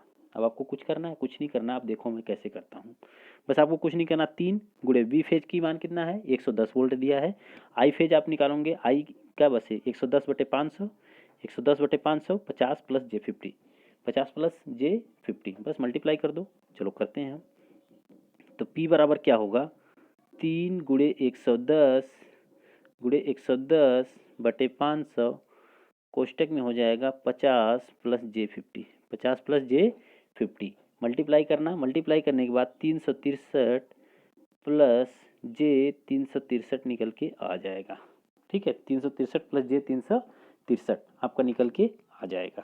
ठीक है, तो करेक्ट आंसर जो होगा वो वोल्ट एम्पियर में ही बताना। देखो यहाँ पे भी वाट दिया है और वोल्ट एम्पियर दिया, तो ऑप्शन नंबर ए जो होगा करेक्ट होगा, क्योंकि वोल्ट एम्पियर और वाट दोनों में दिया है, तो आप ध्यान से देखना और ध्यान से मारना, तो ऑप्शन नंबर ए जो होगा वो करेक्ट आंसर हो जाएगा। चलिए अगला क्वेश्चन। अब देखिए अगला क्वेश्चन क्या करना है, बस अभी देखो इसके पहले मैंने एक क्वेश्चन इसमें हमने लगाया था, अभी जस्ट एकदम इसी की तरह क्वेश्चन था। ठीक है, यहाँ पे ये देखिए एकदम सेम ऐसा ही क्वेश्चन था, ये वाला था नहीं, ये नहीं था, ये वाला था। ठीक है, ये क्वेश्चन हमने एकदम सेम इसी की तरह लगाया था, तो इसमें आंसर आपका आ गया था। तो इस क्वेश्चन को मैं अब नहीं सॉल्व करने वाला हूँ, अब इसका आंसर आपको खुद बताना है कि कितना होगा। तो प्लीज़ कमेंट सेक्शन में करके इस क्वेश्चन का आंसर बताइए आपकी कितना होगा। तो 106 नंबर का जो क्वेश्चन है उसका करेक्ट आंसर क्या होगा, सेम वही क्वेश्चन है और वो एकदम सेम वैसे ही पूछा है, बस यहाँ पे 1 माइनस ई पावर -5t था, यहाँ पे -2t है, बस यही चेंज किया हुआ है और कुछ नहीं है। तो आपको बताना है तो बताइए फटाफट। ठीक है, तो आपके सामने ये है क्वेश्चन, अब बताइए इसको। चलिए हम देखते हैं अगला क्वेश्चन। अगला क्वेश्चन है, ये single phase 220 volt 1000 watt resistive electric heater is connected to a 110 volt DC source, what is the power absorb the heater from the 110 volt source. अब देखिए सिंगल फेज का 220 वोल्ट 1000 वाट का एक हीटर था और उसको हमने 110 वोल्ट के डीसी सोर्स से लगा दिया, तो कितना हीटर मतलब पावर को एब्जॉर्ब करेगा 110 वोल्ट के सोर्स पर, यही तो आपसे पूछ रहा है। तो आपको कुछ नहीं करना है मेरे भाई, सबसे पहले आपको क्या करना है, पहले क्या है 220 वोल्ट है, 220 वोल्ट से बदल के किस पे हो गया 110 वोल्ट पे हो गया। तो आप ध्यान से समझो कि P बराबर जो होता है V²/R होता है, P बराबर जो होता है V²/R होता है। अब देखिए अगर आप ध्यान से समझें, ठीक है ध्यान से समझें, तो P जब है आपके पास 1000 वाट, तो वोल्टेज कितना है 220 वोल्ट है, 220 वोल्ट का स्क्वायर कर रहे हैं आप। ठीक है, फिर जब वाट आपके पास, या फिर आप कह सकते हो कि 220 वोल्ट का हम स्क्वायर कर रहे हैं, तो हमको कितना मिल रहा है, हमको मिल रहा है 1000 वाट, कितना मिल रहा है 1000 वाट मिल रहा है। ठीक है, उसके बाद अब देखिए ये स्क्वायर है, स्क्वायर है। ठीक है, 220 का मतलब कितना हो गया 2 गुणे 110, सिंपल से समझिए कि 220 का मतलब 2 गुणे 110, 110 का स्क्वायर बराबर आपको कितना मिल गया, 1000 वाट। कितना मिला, 1000 वाट मिला। तो 110 वोल्ट का अगर हम स्क्वायर करेंगे तो बराबर ये तो 4 होगा ना, तो 4 जाएगा इधर तो 1000 बटे 4 होगा तो 250 वोल्ट वाट होगा, 250 वाट, जो कि ऑप्शन नंबर सी में दिया हो। ये बहुत सिंपल सा मेथड है, डायरेक्टली आप लगा सकते हो इससे। ठीक है, कैसे लगाया मैंने कि ये डायरेक्टली प्रोपोर्शनल था, उसके हिसाब से मैंने सेट करके ये बना दिया। अगर आप ऐसे नहीं निकालना चाहते तो थोड़ा सा लंबा मेथड है, कैसे कि P बराबर वी स्क्वायर बटे आर। ठीक, यहाँ से आर की वैल्यू निकालिए, 220 गुणे 220 बटे 1000। ठीक है, यहाँ से आप आर की वैल्यू निकालेंगे तो आर की वैल्यू जो यहाँ से आप निकालेंगे वो 48.4 ओम आएगी। ठीक है, अब आर की वैल्यू 48.4 ओम आ गई तो फिर पी का मान निकाल लीजिए। पी बराबर जो होगा, पी बराबर 110 गुणे 110, ठीक, अपान 48.4, तो तब भी निकालेंगे तो 250 वाट ही आएगा, 250 वाट ही आएगा। लेकिन ये थोड़ा सा लंबा पड़ जाएगा, तो आप क्या करो कि 220 गुणे 220 बराबर 1000 वाट दिया है। ठीक, तो इसको क्या करो कि 4 गुणे 110 कर लो, 4 गुणे 110 ये कितना हो जाएगा, 1000 वाट हो जाएगा। ठीक है, ये तो स्क्वायर हो जाएगा क्योंकि 2 बार होगा इसमें, 2 गुणे 110, 2 गुणे 110। ठीक है, तो 4 इधर आएगा तो 1000 बटे 4 हो जाएगा, 1000 बटे 4 बस डिवाइड करेंगे तो 250 वाट आ जाएगा, करेक्ट आंसर। ओके, चलिए अगला क्वेश्चन देखते हैं। अगला है Kelvin double bridge is use to measure. Kelvin double bridge किसके लिए मतलब मेजर करने के लिए यूज किया जाता है? लो रेजिस्टेंस के लिए, लो इंडक्टेंस के लिए, लो कैपेसिटेंस के लिए और हाई रेजिस्टेंस के लिए, किसके लिए करते हैं? तो केल्विन ब्रिज जो होता है बेसिकली हम यूज करते हैं लो रेजिस्टेंस को मेजर करने के लिए। बहुत इंपॉर्टेंट क्वेश्चन है, इसे आप याद रखिएगा। ठीक है, तो केल्विन ब्रिज देखो, केल्विन डबल ब्रिज जो होता है ये लो रेजिस्टेंस को मेजर करता है। केल्विन जो केल्विन ब्रिज होता है वो मीडियम रेजिस्टेंस को मेजर करता है, मीडियम रेजिस्टेंस को, और जो मेगर होता है वह हाई रेजिस्टेंस को मेजर करता है। ठीक है, मेगर जो होता है वो किसको मेजर करता है? हाई रेजिस्टेंस को मेजर करता है। ओके, क्लियर, कोई दिक्कत नहीं ना। चलिए अब देखते हैं अगला क्वेश्चन। अब अगला क्वेश्चन आपके सामने है कि an energy meter is design to make 100 revolution for 1 unit of energy. एक एनर्जी मीटर को हमने डिजाइन किया है कैसा कि 100 revolution for 1 minute of energy. Calculate the number of revolution made by the when it connect to load energy 50 ampere at 230 volt and 0.6 power factor an hour. Question को ध्यान से समझिए कि क्या है। क्वेश्चन आपका है कि एक ऊर्जा मीटर की यूनिट के लिए डिस्क की 100 चक्कर लगाने के लिए डिजाइन किया गया है। उसके द्वारा चक्कर की संख्या की गणना कीजिए जब एक घंटे के लिए 230 वोल्ट और 0.6 शक्ति गुणक 50 एम्पियर की धारा ले जाने के लिए लोड से जुड़ा हो। किसके संग जुड़ा हुआ है? ये जुड़ा हुआ है 230 वोल्ट 0.6 शक्ति गुणक 50 एम्पियर की धारा ले जाने के लिए जुड़ा है। अब इसको हमने डिजाइन किया है कि एक यूनिट के लिए। अब एक यूनिट का मतलब क्या होता है, ध्यान से समझना। एक यूनिट का मतलब 1 किलोवाट आवर के लिए, 1 किलोवाट आवर के लिए 100 चक्कर लगाता है। 1 किलोवाट आवर अगर जब आपके पास होगा तो कितने चक्कर लगाएगा? 100 चक्कर लगाएगा। ये क्लियर है इतनी चीज़ कि 100 चक्कर लगाएगा ये। तो आपके पास कितने वाट आवर बन रहे हैं? सबसे पहले तो यही निकालना। वाट आवर निकालने का मतलब क्या है कि P बराबर V into I into T होना चाहिए। P बराबर V into I into T. तो चलो हम मान लेते हैं एनर्जी कंज्यूम्ड इन 1 आवर। तो क्वेश्चन में क्यों बोला है कि बोला है इसमें कि जब 1 घंटे के लिए, यानी 1 घंटे की बात की गई है यहाँ पे, ध्यान से देखना कि जब 1 घंटे के लिए 230 वोल्ट है 0.6 और 50 एम्पेयर की, तो 1 घंटे की बात की गई है। 1 घंटे के लिए हम निकाल देते हैं ना भाई। 1 घंटे के लिए जैसे ही आप निकालोगे ध्यान से देखना कि P बराबर 1 घंटे के लिए तो दिया है VIT। V कितना दिया है? 230। I कितना दिया है? 50। cos 5 होता है क्योंकि AC सर्किट है तो 0.6 कितने घंटे के लिए? आवर के लिए है। ठीक है, तो ये मल्टीप्लाई करेंगे सबका। जैसे ही मल्टीप्लाई करेंगे, ध्यान से समझना, जैसे ही मल्टीप्लाई करेंगे आपके सामने आ जाएगा, कितना आ जाएगा? 6 पॉइंट, या फिर आप कह सकते हो कि 6900 वाट आवर आ जाएगा। 6900 वाट आवर ये मल्टीप्लाई करने के बाद आपके पास आ गया। लेकिन आपको 6900 वाट आवर ही मिला है, लेकिन आपको किलो वाट आवर चाहिए। किलो वाट आवर का मतलब कि 1000 से डिवाइड कर दो। जैसे ही 1000 से डिवाइड करेंगे तो हमारे पास आएगा 6.9 किलो वाट आवर। ये आ गया पी का मान आपका 6.9 किलो वाट आवर आ जाएगा। ओके, चलिए इतनी चीज़ आ जाएगी। अब अगर हम देखें कि 1 किलो वाट आवर में आपका कितना चक्कर लगा रहा है, 100 चक्कर, तो बस इसकी जगह पे कितना रख देंगे, 100।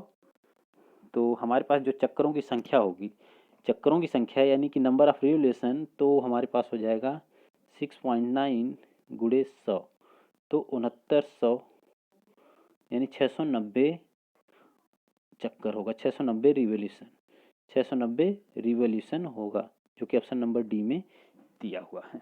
ऑप्शन नंबर डी में दिया हुआ है। ठीक, चलिए अब देखते हैं अगला क्वेश्चन। अगला क्वेश्चन आपका है कि express the voltage shown below in the general form V T equal to V M sine omega T plus theta. जो फिगर आपको दिया है sine omega T plus theta के फॉर्म में दिया हुआ है, तो आपको बताना क्या है। ठीक है, कि वी यानी कि वी टी की वैल्यू क्या होगी। ठीक है, वी टू की वैल्यू क्या होगी, आपको यही बताना है बस, और कुछ नहीं बताना है, आपको वी टी की वैल्यू बतानी है। तो बताइए कितनी होगी। ठीक है, यानी इस पे आपसे पूछ रहा है, इस वाली वैल्यू पे देखिए फिगर दिया गया है, इस पे आपको वैल्यू पूछ रहा है, तो कितना होगा। ठीक है, अब आपको कुछ नहीं करना इसमें। अब देखिए इसको जैसे ही हम मतलब निकालेंगे तो कैसे निकालेंगे, देखिए v बराबर क्या होता है, ये जो दिया है ये मैक्सिमम वैल्यू दी हुई है। कैसे आप जाने, क्योंकि आप यहाँ से देख सकते हैं कि ये मैक्सिमम वैल्यू दी हुई है, तो ये तो लगेगा ही साथ में, तो 45, ये तो हो गया 45 साइन। अब कितने डिग्री पे बन रहा है ये ध्यान से देखना, ये डिग्री कितनी है, यानी यहाँ पे आप देखेंगे कि 90 डिग्री पे ये बन रहा है, क्योंकि टोटल आपको पता है कि यहाँ से लेके यहाँ तक 0 से पाई होता है। अगर ये पाई है तो ये पाई बाई 2 होगा, पाई बाई 2 का मतलब कितना, 90 डिग्री। तो करेक्ट आपका क्या होगा कि अभी तो इतनी चीज़ क्लियर हो गई कि 45 आएगा और 90 आएगा। तो इसमें से दो आपको दिख रहे हैं कि ये 45 है और ये 90 है, तो ये वाला दिख रहा है और मतलब बी और सी दिख रहा है। लेकिन ये 25 पाई टी जो आया ये कहाँ से आया, ये इम्पोर्टेंट है, ये इम्पोर्टेंट है कि ये कहाँ से आएगा। ठीक है, तो इसको लाने के लिए हम क्या करते हैं, देखिए ध्यान से, ओमेगा बराबर क्या होता है, ओमेगा बराबर 2 पाई एफ होता है, 2 पाई एफ। ओमेगा बराबर कितना होता है, 2 पाई एफ ही तो होता है। अब इस 2 पाई एफ को अब कैसे निकालोगे, एफ, अब यहाँ से यहाँ तक एफ कितना होगा, यहाँ से यहाँ तक एफ आपको पता है, एफ बराबर क्या होता है, 1/t होता है, यानी आवर्तकाल जो होता है फ्रीक्वेंसी का रेसिप्रोकल होता है। अब टी, एफ बराबर जो होगा 1/t, टी का मतलब कितना, टी का मतलब कितना हो जाएगा, टी, अब देखिए टोटल टी हमारे पास कितना होता है, 20 मिली सेकेंड का होता है, यहाँ से लेके यहाँ तक टी जो होता है हमारे पास 20 मिली सेकेंड का होता है। लेकिन यहाँ पे आपको टाइम जो दिया है ये 20 मिली सेकेंड दिया हुआ है, कितना दिया है, 20 मिली सेकेंड दिया हुआ है। ठीक है, 20 मिली सेकेंड आपको दिया हुआ है। या फिर आप देखेंगे तो यहाँ से लेके यहाँ तक टी जो आपको दिया है वो कितना दिया है, अब ध्यान से समझें कि 20 यहाँ है, 40 यहाँ है, फिर 60 यहाँ है, तो यहाँ पे कितना होगा, यहाँ पे आपके पास 80 होगा, कितना होगा, 80 मिली सेकेंड होगा। यानी टोटल टाइम आपके पास कितना दिया, 80 मिली सेकेंड, तो यह बराबर क्या होगा, 1/t। 1/t का मतलब 80 मिली सेकेंड, 80 गुणे 10 घाते -3, यही तो होगा। यहाँ से ये टी जो है मिली सेकेंड में दिया हुआ है ना, तो 80 गुणे 10 घाते -3, इसको जैसे ही ऊपर करोगे तो आप डिवाइड करोगे तो यफ जो आपको मिलेगा वो मिलेगा 12.5, 12.5 मिलेगा।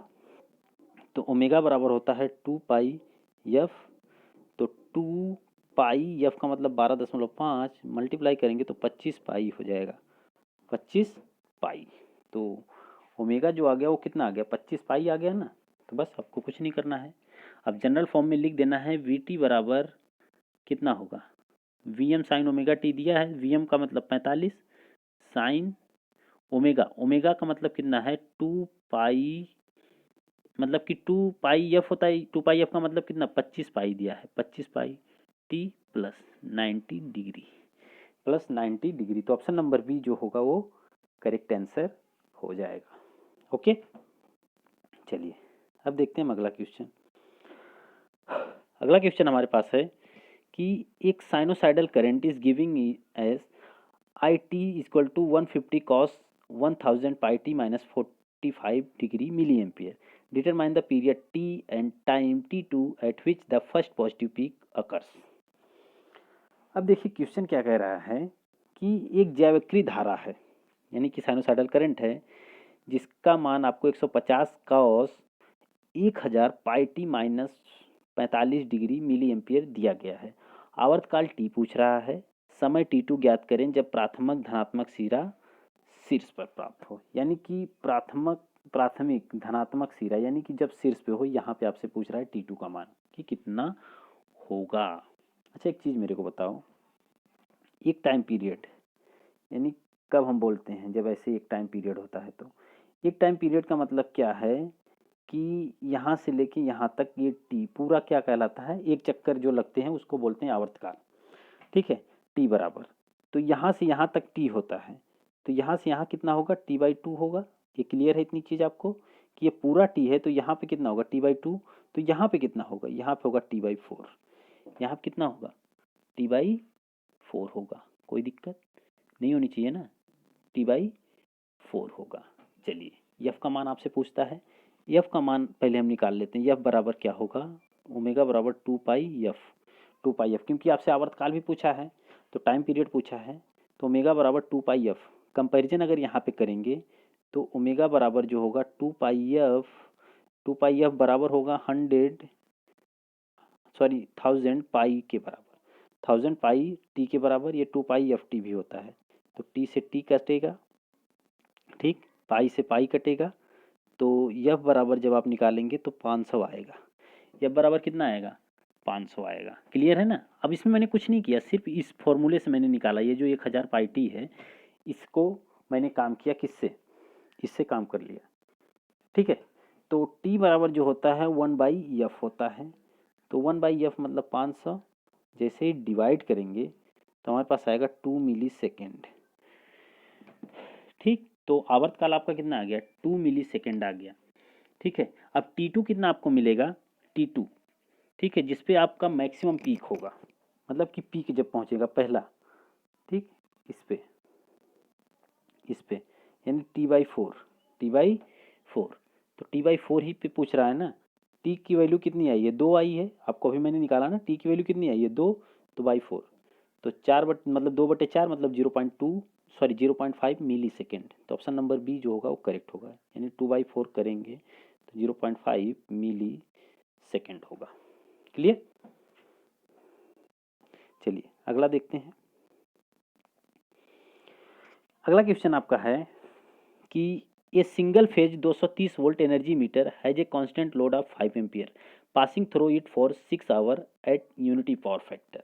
If the meter disc makes 2070 revolution during this period, what is the meter constant in revolution per unit.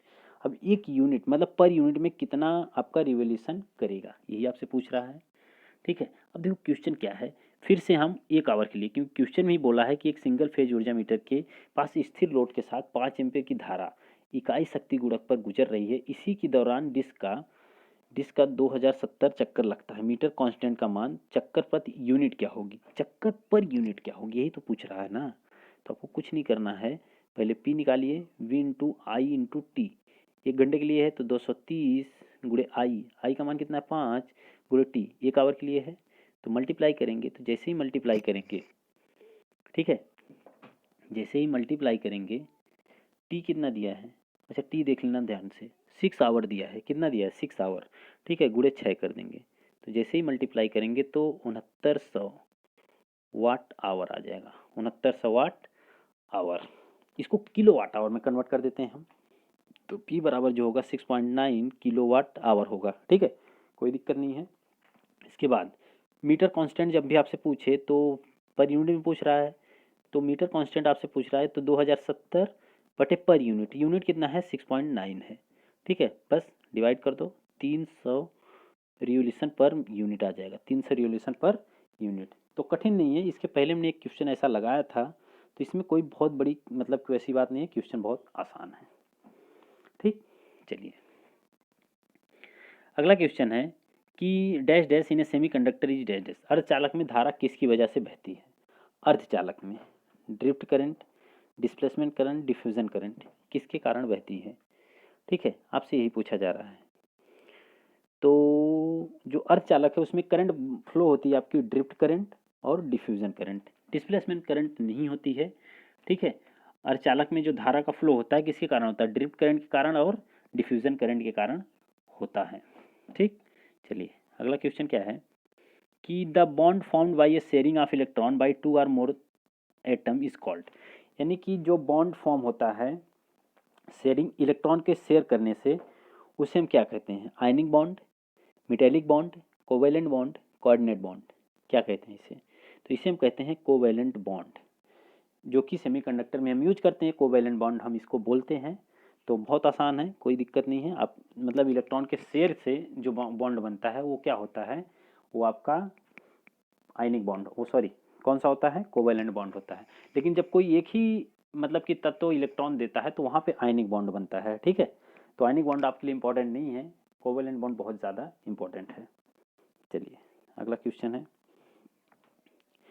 When donor type impurity is added to semiconductor material. जब अर्धचालक पदार्थ में दाता प्रकार की अशुद्धि जोड़ी जाती है तब electron are generated and material is N type, electron are generated and material is P type. उसके बाद ऑप्शन क्या है? ऑप्शन है आपका कि holes are generated and material is P type, holes are generated and material is N type.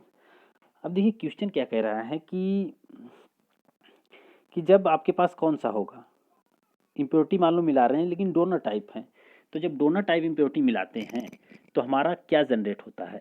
Electron generate होता है, और जो मटेरियल होता है वो कौन सा होता है? एन टाइप मटेरियल होता है। यानी कि जब किसी अर्धचालक में हम पेंटावैलेंट इम्प्योरिटी मिलाते हैं, पेंटावैलेंट इम्प्योरिटी मिलाएंगे तो हमारे पास डोनर टाइप बनेगी यानी एन टाइप मटेरियल बनेगा। और पेंटा टाइप में जैसे फास्फोरस मिला सकते हैं, एंटीमनी मिला सकते हैं और बिस्मथ मिला सकते हैं। ठीक है, तो उस कंडीशन में आपके 5 इलेक्ट्रॉन होंगे, तो 4 इलेक्ट्रॉन तो मतलब क्या होंगे कि कोवेलेंट बॉन्ड बनाएंगे सिलिकॉन के साथ या फिर जर्मेनियम के साथ, लेकिन एक जो होगा वह इलेक्ट्रॉन मुक्त हो जाएगा, और इसी को हम क्या बोलते हैं? डोनर टाइप कहते हैं। और ये क्या होता है? एन टाइप मटेरियल में होता है। ठीक है, तो डोनर टाइप जो बोलते हैं हम किसको बोलते हैं? एन टाइप मटेरियल को बोलते हैं।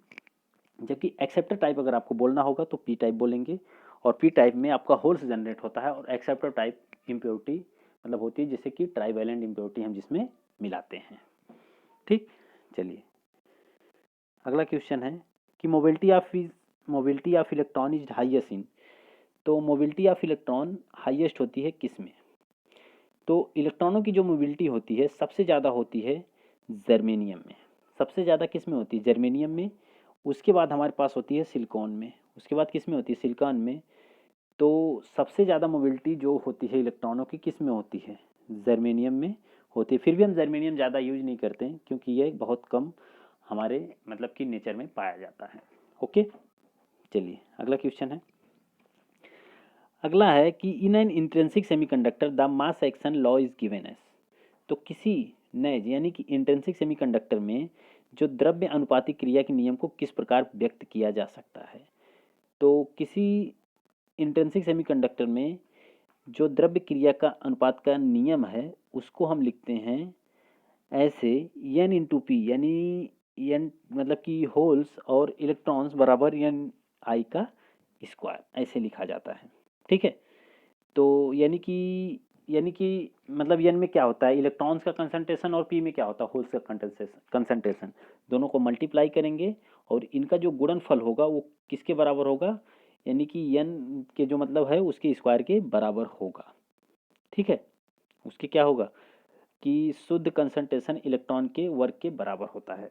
तो आप ये याद रखना है कि जैसे फ्री इलेक्ट्रॉन कंसंट्रेशन तथा फ्री होल्स कंसंट्रेशन के गुणनफल को एक प्योर कंसंट्रेशन इलेक्ट्रॉन के वर्ग के बराबर होता है। तो ऑप्शन नंबर ये जो है डी करेक्ट है।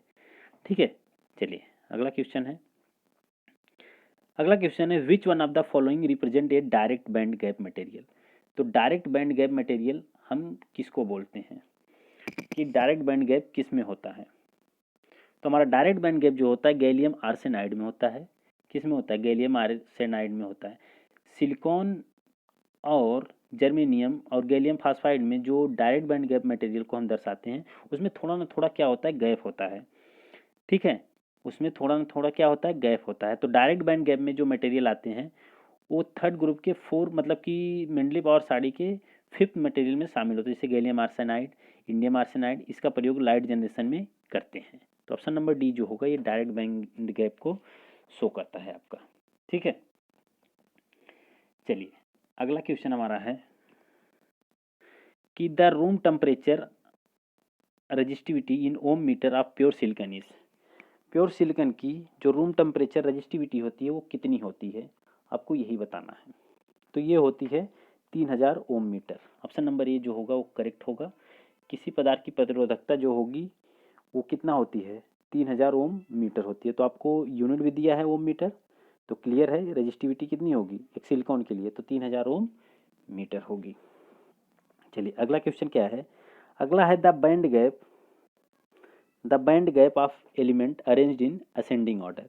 यानी दिए गए तत्वों के गैप बढ़ते हुए क्रम में लिखिए। बढ़ते हुए क्रम में यानी बैंड गैप सबसे पहले किस में होगा, फिर बढ़ते बढ़ते क्रम में लिखिए। तो देखिए बढ़ते हुए क्रम में बैंड गैप जो होगा तो आपका जो करेक्ट आंसर होगा वो होगा जर्मेनियम, सिलिकॉन, डायमंड। ठीक है, ये आपको याद रखना है। ठीक है, तो अगर आपको याद रखना है कि जो ऊर्जा बैंड गैप होता है यानी एनर्जी बैंड गैप सबसे ज़्यादा किस में होता है, तो सबसे ज़्यादा डायमंड में होता है, उससे कम सिलिकॉन में, फिर उससे कम जर्मेनियम में। तो सबसे कम किस में होता है, जर्मेनियम में, और सबसे ज़्यादा डायमंड में होता है। कितना कितना वोल्टेज पे होता है, तो जर्मेनियम का होता है 0.66 इलेक्ट्रॉन वोल्ट और इसका होता है 1.12 इलेक्ट्रॉन वोल्ट, किसका, सिलिकॉन का। और डायमंड का होता है 5.47 इलेक्ट्रॉन वोल्ट होता है। तो आपको एनर्जी बैंड गैप किसका कितना है ये भी याद रखना है। और सबसे सही कौन सा है, तो आप देखेंगे कि जर्मेनियम में कम होता है, फिर सिलिकॉन, फिर डायमंड। चलिए अगला क्वेश्चन, अगला क्वेश्चन बताइए क्या होगा कि, हाँ ध्यान से देखिए, at room temperature the diffusion and drift constant for hole in a p type semiconductor were measured to be dp equal to 10 centimeter square per second and micro p equal to 1200 centimeter square per volt second respectively. If the diffusion constant of electron in an n-type semiconductor at the same temperature is ds equal to 20 centimeter square per second, the drift constant for the electron in it is। Question को अगर ध्यान से हम देखें क्या है कि कमरे के ताप पर होल्स के लिए वह विसरण और ड्रिफ्ट नियतांक एक पी टाइप अर्धचालक में dp equal to 10 centimetre square per second और माइक्रो पी यानी 1200 सेंटीमीटर पर वोल्ट सेकेंड के संदर्भ में होने को मापे गए थे। यदि इलेक्ट्रॉन की वह डिफ्यूजन कांस्टेंट एक अर्धचालक में एन टाइप ठीक उसी तापक्रम पर dn 20 सेंटीमीटर स्क्वायर अपन पर सेकेंड होता है, तो इसमें इलेक्ट्रॉन के लिए यह ड्रिफ्ट कितनी होगी। अब देखिए क्या है कि इसमें जैसे जब पहले पी टाइप मटेरियल आपने यूज किया था तो आपके पास जो डीपी था वो था इतना, उसके बाद उसकी ड्रिफ्ट दिया था 1200, लेकिन जैसे ही आपने इसको एन टाइप बना दिया तो जो इसका डीएन है वो 20 सेंटीमीटर स्क्वायर पर सेकेंड है। तो आपको इसको मतलब म्यू एन बताना है। तो कुछ नहीं करना है इसमें, इसमें क्या है, ये डायरेक्ट फॉर्मूला होता है किस चीज़ का कि, ठीक है, फॉर्मूला होता है डी एन अपान म्यू एन बराबर डी पी अपान म्यू पी। बस ये फॉर्मूला होता है, आप इसको याद रखिए। इसी फॉर्मूले पे आपको बस लिख देना है। तो म्यू वन आपसे पूछ रहा है तो D N into mu P upon D P. ठीक है, बस अब आपको कुछ नहीं करना है। इसका मान दिया है 20 गुणे 1200 बटे डी पी दिया है 10। ठीक, बस आपको लिख देना है। लिखते ही आपके सामने कितना आ जाएगा, आपके सामने 2400 आ जाएगा। ठीक है, तो क्वेश्चन कठिन नहीं है, बस फॉर्मूला आपको याद होना चाहिए। अगर फॉर्मूला याद है तो आप डायरेक्टली कर सकते हो। ओके, तो आज के लिए इतने ही। नेक्स्ट वीडियो में फिर मिलेंगे इंपॉर्टेंट क्वेश्चन को लेकर। तब तक के लिए धन्यवाद। ओके।